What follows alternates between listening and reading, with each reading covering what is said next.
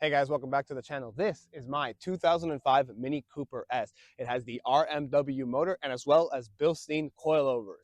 Now, if you know anything about R53s, you'll know that they are pretty notorious for being fragile, finicky, and very picky about who works on them. This one specifically is no different. It has been quite a pain in the ass to own. I've maybe had it about 6 months and I am getting ready to move it on. You may be thinking to yourself, yeah, of course it's troublesome. That's why I don't own one. That's why they're only worth like $5,000 to $10,000. They are notorious for being bad. Are you stupid? Why did you even buy one? And the answer to that is, well, now I was well aware of the reputation these cars had before I got into it. Now, in order for us to be on the same page about why I own this and why I'm in this predicament, I need to take you through a quick history of the car. Now, I'm not talking about specifically Mini Cooper as a brand or the R53 or the BMW Revival. I am talking about just this car because I am the second owner. Now, if you'll do me a favor and cast your mind back to 2005, no iPhone, no Twitter for Android, no YouTube, truly dark and awful time. Now, in 2005, this car was a part of a raffle giveaway for some company.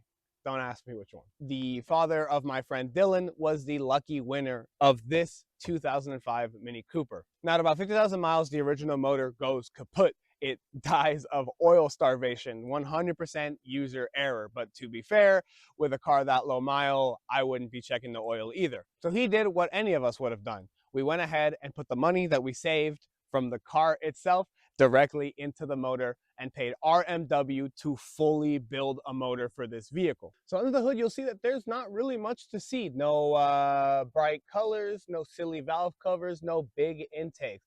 That's because the RMW style is to keep it mostly OEM plus looking, at least. Underneath, the motor makes about 240 horsepower to the wheels. It makes a beautiful noise. It just revs so nicely.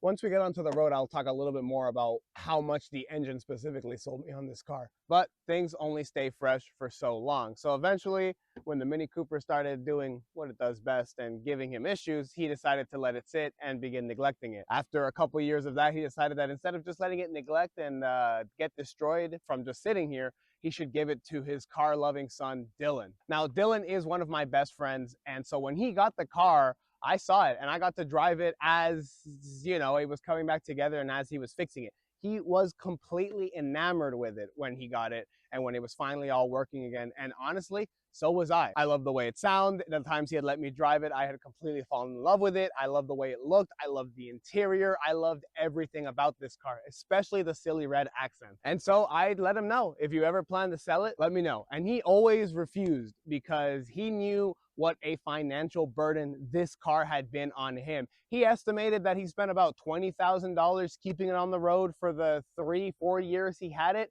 And most of that was in the beginning to get it back to where it should be. And then once it started breaking on him even more is when he started kind of losing motivation and love for the car. And that's where I came in. At a low point where he needed money and I wanted the car and had enough to afford it, I went ahead and paid him for it. And it was finally mine. But as I said in the beginning of the video, I am getting ready to sell it. And after having gushed for so long and lusted after the car for so many years, what happened? What changed my mind? Well, let me run you down the brief couple months I've had with the car. I bought the car with 3 main issues. It drove really oddly. It felt like the rear end would move around as you were mid-corner. It was really unsettling and kind of scary. It shook like crazy when you accelerated, and like the dashboard and the steering wheel would shake like it had a bad CV. And the blower motor didn't work, like at all, nothing, no response, no nothing from any of like the climate controls. Like the display would work and it would say it was working, but I would get no error, nothing. So those 3 issues cost me about $3,000. I'm gonna go ahead and walk you through what each one was and how each one of them didn't really truly get fixed, even with all that money. The first issue being the blower motor. Turns out that rats had chewed wires inside the dashboard from having sat for too long. That all was $1,200 and was just a dash out, dash in, and repinning that. Obscenely expensive, but I understand it's a lot of work. So you would assume that I got it all back together and the car was very grateful for it and went ahead and gave me nice cold AC, no problem. Yeah, except that if I turned the blower fan over half, it would make a awful chittering noise, like a so whenever I do use the AC, I just keep it below half. I could have taken it back to the shop to get them to fix it and or change out the blower motor, because maybe the blower motor was bad, and how was I supposed to know, because I had never even touched the blower motor. But that's jumping ahead. There are a couple steps ahead to explain why I actually was not able to do that. Step number 2, the odd rear end sway situation. Turns out the adjustable camber arms that the car had on it, the rubber had completely disintegrated, so the whole wheel was just moving. That actually was no problem. We got new camber arms and the car was fine. That fixed. That's no problem. The car handles fine around corners. Well, it actually handles really, really good. Like that I'm not gonna downplay. The car is great up in the canyons. And third is the shaking on acceleration. When I went the first time, only one of the axles seemed to be bad. So we did the one axle and then I picked it up and it still shook like a motherfucker. So we did the second axle and it still shakes to this day. I cannot figure out why. I have taken it to 2 different shops and they're all like, hey, everything looks good.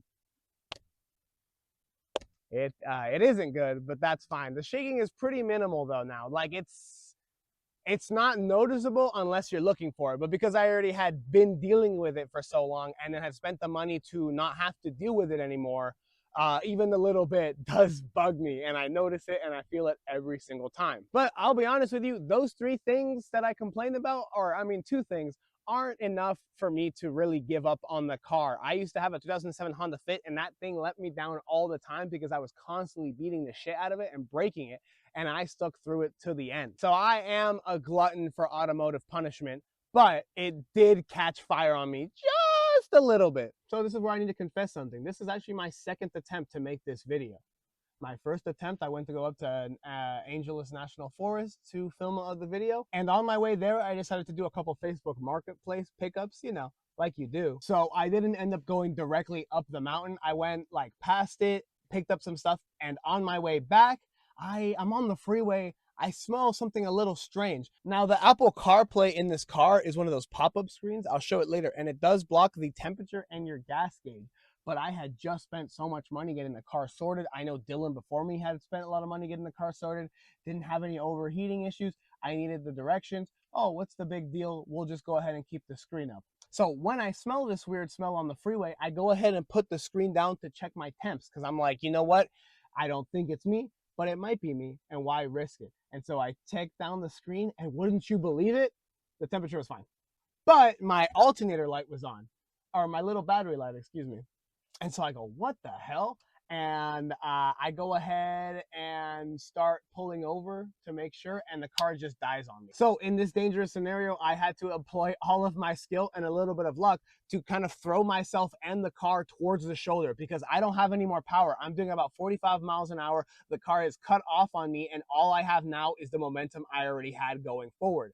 So thankfully, there is nobody truly next to me. There's like a little bit of traffic, but I'm able to kind of, you know, push my way through and get to the shoulder and put it perfectly there with no issues. So now I'm on the shoulder. I get out of the car. I'm trying to stay positive because I do tend to let the car breakdowns, I tend to let them make me spiral. I tend to get pretty upset about it. I tend to kind of like not be able to think clearly because I'm upset in the moment. So I try to keep myself reasonably composed and chill. So I'm just kind of joking around with myself. I'm like, haha, stupid Mini Cooper. I'm going around the passenger side, like around the back, and I see smoke coming up from the front. And I assume, maybe I was overheating and the gauge wasn't reading properly because of whatever the alternator light is. Well, I'll check it out in a second. Let me just like snap a quick picture for the Instagram story. So I go to pick up my phone to film a little bit of it, and then the smoke hits me in the face. And I smell that, and I'm like, that's not steam. That's smoke. That's burning. So I start to panic. I go around,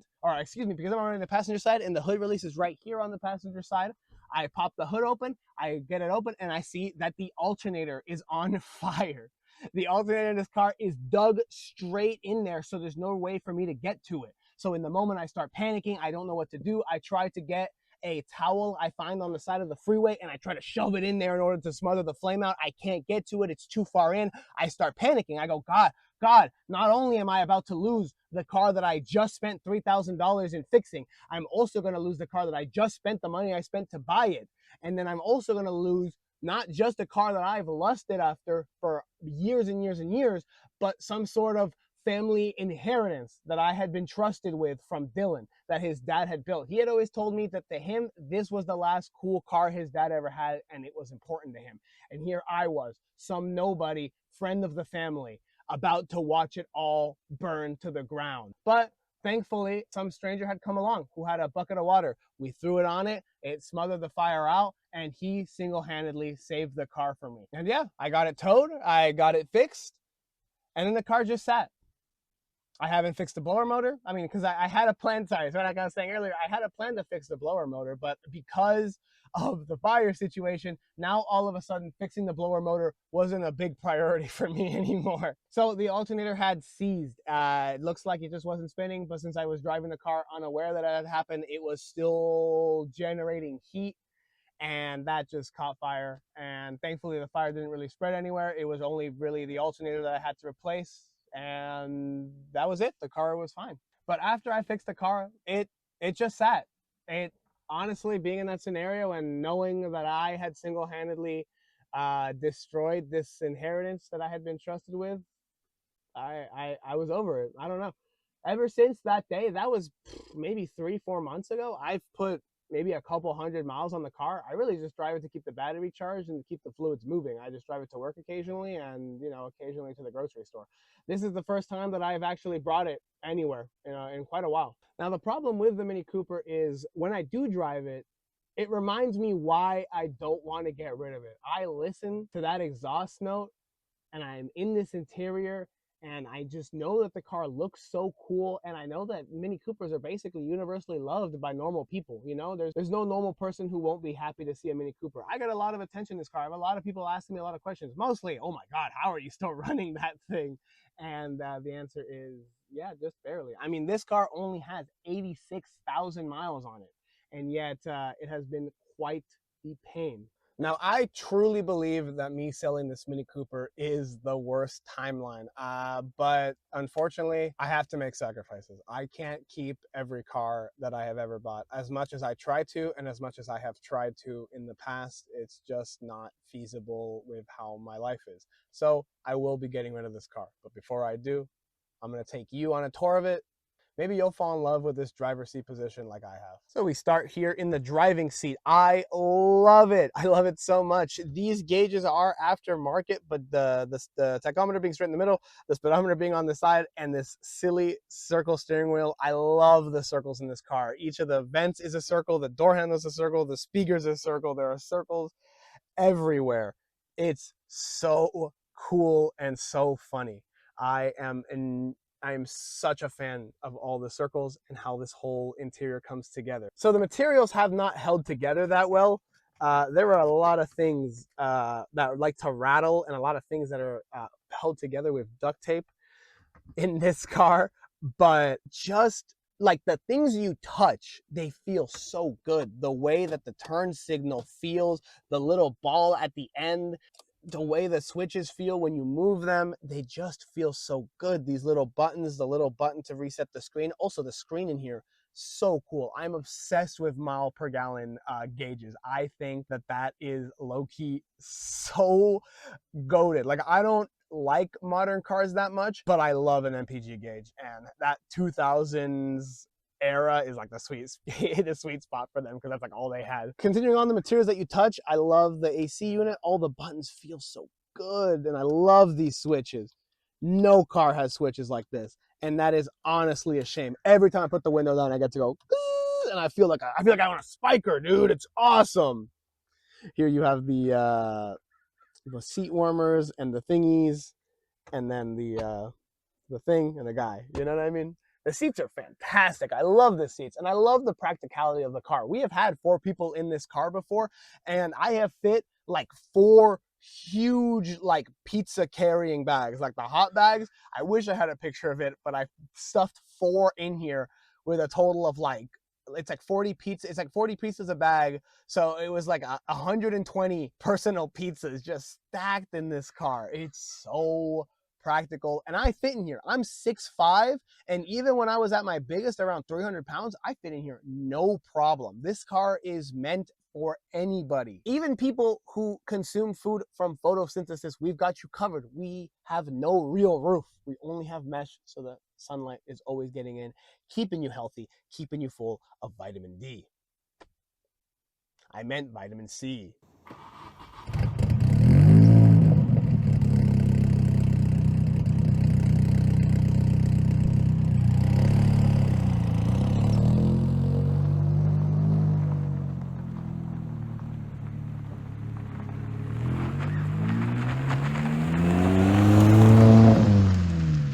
So this next part's not gonna go exactly how I wanted it to, because my phone mount isn't working. So we'll do it this way. You guys will hear the squeaks and rattles, and the alternator whine, but that's not what's important. What's important is this fantastic exhaust.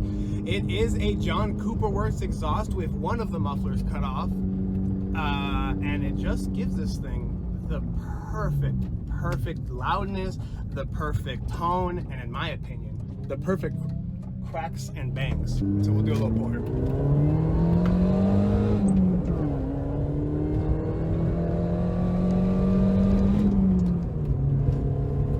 Not my greatest pull. It's hard to do it one-handed, but I don't know. I'm just obsessed with the sounds this car makes. Even with all the rattles, that has never mattered to me. All that matters are the exhausts, crackles and pops, and that beautiful supercharger one.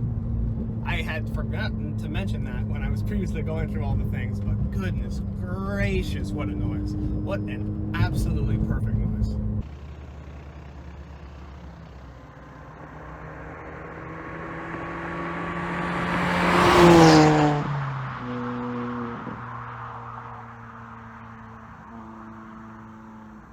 Now, the exhaust isn't the only positive thing about this car, clearly. Obviously, the power is there. It's there whenever you need it. The supercharged motor is insanely nice, and the steering is phenomenal. So speaking of that RMW motor and the beautiful noise it produces, it also has a beautiful power delivery.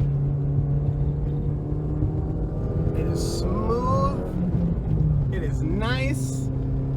It is a well put together motor. Like, if I could have this motor in another car, I don't think I'd do it, because another car wouldn't feel like this, it wouldn't look like this, and it wouldn't steer like this. Goodness gracious, it feels good.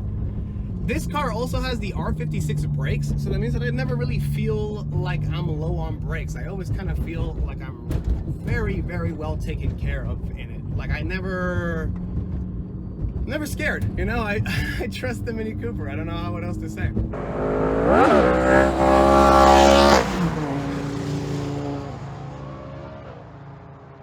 To speak more on the interior, I mean, look how nice it looks in here. And look at the beautiful view out of these ginormous windows.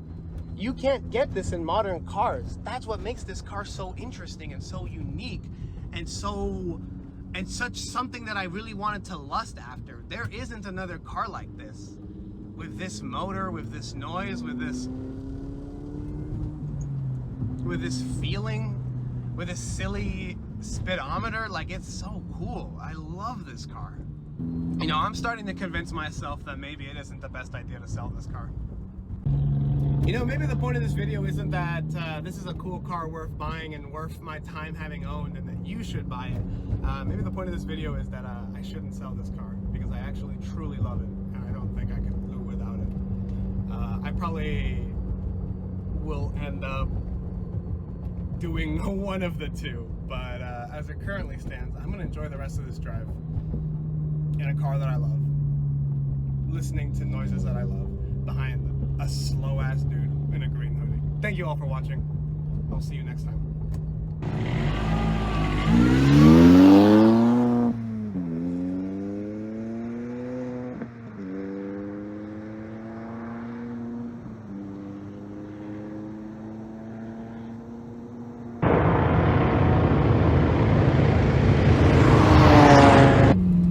I just finished watching all the footage to make sure everything I need, and turns out I ended the recording early on my better pull. So let's go ahead and do one last one before we get out of here. Well, for me it's before we get out of here, but for you it's somewhere in the middle. So So let's do it.